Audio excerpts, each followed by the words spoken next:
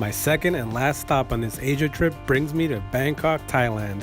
I'm going to check out everything from arcades to video games, all the markets. I've heard a lot about this place, and my friend Steve is going to join me for the second leg of the trip. So let's go. This is Retro Finds Worldwide. Hey guys, we finally made it to Bangkok, Thailand after so many months of talking about it, and we're here. We're gonna get right to it. We're gonna go to one of the spots that was recommended to me via email, and that's MBK Center.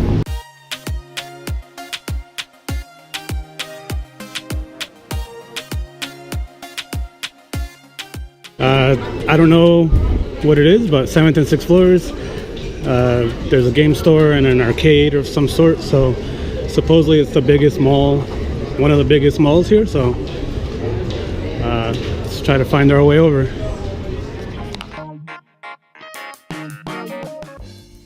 So this mall has 7 floors. The 7th floor is the arcade. The 6th floor is kind of like a market vibe. You see some video game stands here, a lot of newer stuff. But towards the end, if you move towards the food court, you see these rent per hour arcades, FIFA 18 and PES. And then we stumbled across the store we were looking for, which is O Corner. They had a ton of great stuff. A lot of rare items, a lot of Japanese imported items. There's the Rob Famicom version. And I did pick up one item here. I'll show you guys at the end when I do my pickups. But the 7th floor had the arcade. As you can see, all the Japanese arcades. You don't see this stuff in the US too much, so it was pretty awesome to see.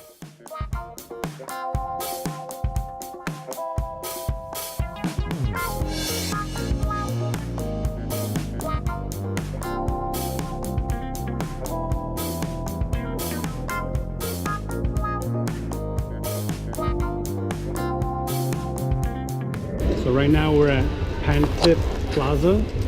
I'm gonna write it right here, just so you guys know what it's called. It's a tech mall. So it's 1, 2.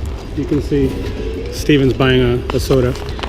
It's 1, 2, 3, about 5 floors of just tech stuff.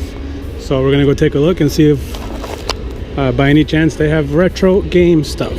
So let's go. Pantip Plaza was cool because there were a lot of computer parts, a lot of tech stuff, and then also video game stuff. So it was a lot of floors, and something different on every floor, it seemed like. But over here, there's one big store that has some stuff outside in the glass case, a lot of retro toys. And for those of you keeping track at home, $1 US is 32 Thai baht. So if you see a price, just divide that by 32 and you get your US price. So you can see a lot of Famicom stuff, a lot of used games. Up top you see a bunch of consoles, and this is the store I was looking for. This is the type of store I was looking for. A lot of things you don't see every day in the US. They get a lot of Japanese stuff here, obviously, a lot of PAL stuff. The Sega Saturn is prominent here, so I did see a lot of games here, just like I did in Hong Kong for the Sega Saturn. What you don't see every day, at least for me, is the orange GameCube, which was pretty cool to see. And the whole shelf had PS2 PAL titles. Good prices on some items, but some items were not. It was really weird. This is cool. This is the Nintendo.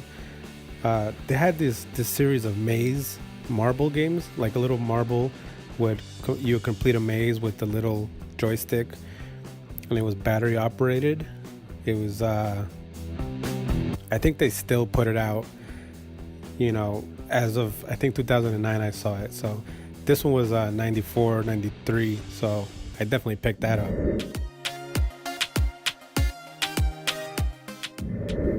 Our next stop was a place called Mega Plaza. All these places you can see online, they have their own Facebook page and whatnot. But Mega Plaza was a strictly toy / collectible / video game mall. On the first floor there was, there were restaurants, and then everything else was toy stores, which is, this is what I was also looking for was toys. I wanted to see what the toy scene was like out here. So you see a lot of Avenger stuff, a lot of Marvel stuff, Dragon Ball, obviously. You see Mario, a lot of Mario toys that were not necessarily licensed by Nintendo, which is interesting to see. And as you can see, they have a lot of Gundam stuff. And here's a strictly retro game store. And the first thing I see is this beauty right here. This is the Grand Prix Super Mario Brothers Game & Watch. It was amazing, so clean.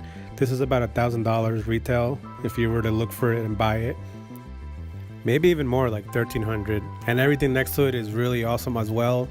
Like the Donkey Kong arcade tabletop, but you know, it doesn't even do it justice. It's all about that Grand Prix Game & Watch. It's crazy to believe that this is just the outside glass case. So I take a look inside and I see, the first thing I see is like a bargain bin. I picked up one thing from there, and then I asked the guy to show me the playing cards. He had Nintendo playing cards.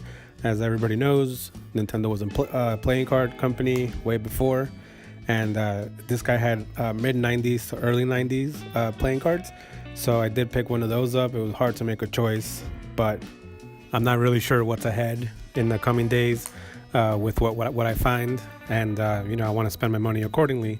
And of course, the inside, he had a lot of amazing stuff in here. So great store, Mega Plaza.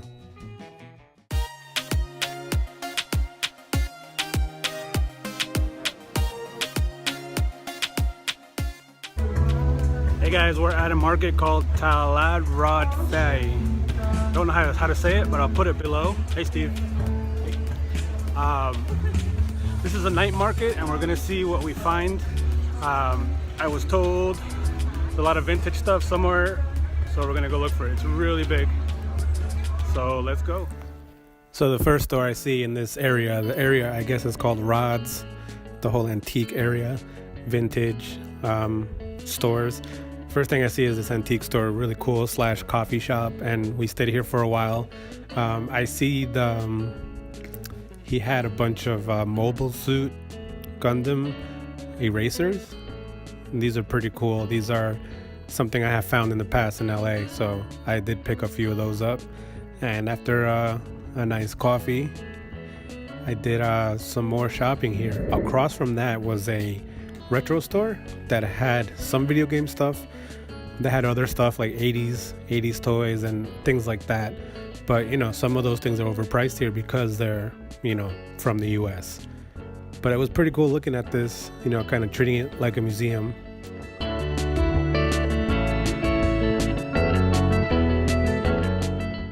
As we keep walking, we see a lot of classic US cars.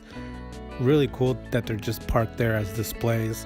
A lot of old Vietnam era helicopters and tanks and jeeps.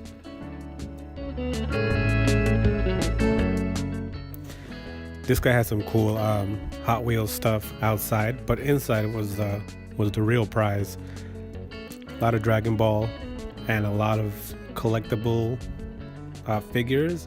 Right around the corner, behind that glass case, was some X-Men stuff and some more model cars. But right in the corner, he had some Nintendo stuff. So I asked to see this Yoshi Mario figure. And you know, I'm always looking for weird Nintendo stuff. I want to make sure this is licensed by Nintendo. And I look on the bottom, I'm checking the dates and all that. It looks like Yoshi's eyes light up. And after some research, I find out that it's a company called Mani, M-A-N-I. And they used to make these motorized toys, 2-speed motorized toys, licensed by Nintendo. So that was pretty interesting to see this in Thailand. After that, I see he has a little Mario World figures. And I see these two. These are Super Mario RPG figures. These are pretty rare because, like Chancellor, for example, wasn't created as a figure. I think this was the only time he was made a figure. And the Yoshi was also rare because it was a Super Mario RPG toy. I think Mello and Gino are the two really rare ones from those because they were never made figures. And all right, here we go with our finds. In Mega Plaza, I found these Super Mario World golf balls. It's a pretty weird item, and I love collecting stuff like this. I had to pick it up. It's a sealed 2 golf balls. I got that with a package deal. Inside that same place, I got the Super Mario Brothers Christmas cards. Again, an old item that's just one of those accessories or weird items that they put out in the 80s. Along with that, I got a floppy. It's a bootleg floppy disk of a PC game, I guess. It's a Super Mario game. That was in that bargain bin I showed you guys at Mega Plaza. Also, I got 1 set of playing cards. This is a Super Mario World era. Looks like it's 92. I got that for $40 for all 4 items there. So not a bad price. In O Corner in the MBK Mall, I got this for $12. It's a multi game. It has some weight to it, so it's one of those companies that makes the big chips, and they have a bunch of games in it. This is just little side toys I got. These are from the machine that you put a coin in. And what we got here were little Dragon Ball figures. So nice little memento from Thailand. This Sega controller, Sega Saturn Japanese version controller, I'm gonna pair up with a Sega Saturn Japanese version that I have. Got that for $8 in Pantip Plaza. Also at that same store, I got the marble, I think it's called Crystal Maze, Super Mario World era maze.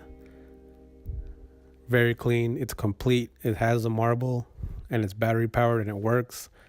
Really awesome, and I'm really happy that I was able to transport this back because it's a pretty big toy, but I ended up having to buy another carry-on bag to bring back. Got that for $25.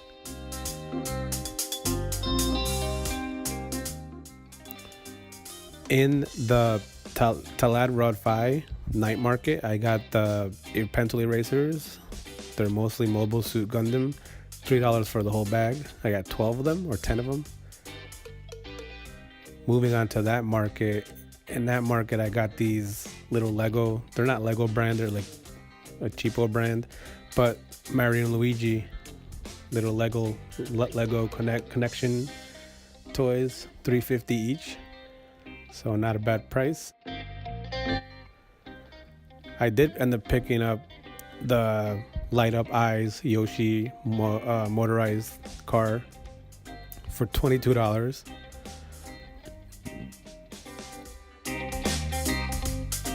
That's going to be a really cool item. I might resell that or not. I'm not really sure yet. But at that same right in that same glass case, I did end up picking up both Super Mario RPG little figures, keychain figures, the Yoshi and the Chancellor. I forgot what he's called in RPG. I think it's Chancellor, and then they changed his name to like Toad something. I forgot what it is. But $3 each, that's a steal. These things are worth way more than that. So great Thailand trip, great Bangkok trip. It's a great city to go hunting. If you ever get the chance, I highly recommend you go game hunting in Bangkok, Thailand. I did also go to Pattaya, Thailand. Nothing happened there game-wise. But I do recommend going to Bangkok. I think you'll definitely be flying back home with a lot of stuff. So here are all my finds once again. And I thank you guys for watching. As always, I'm going to take this opportunity right now to say Happy New Year to everyone. Thank you as always for watching. And I will see you next time, guys, whether it's this country or another.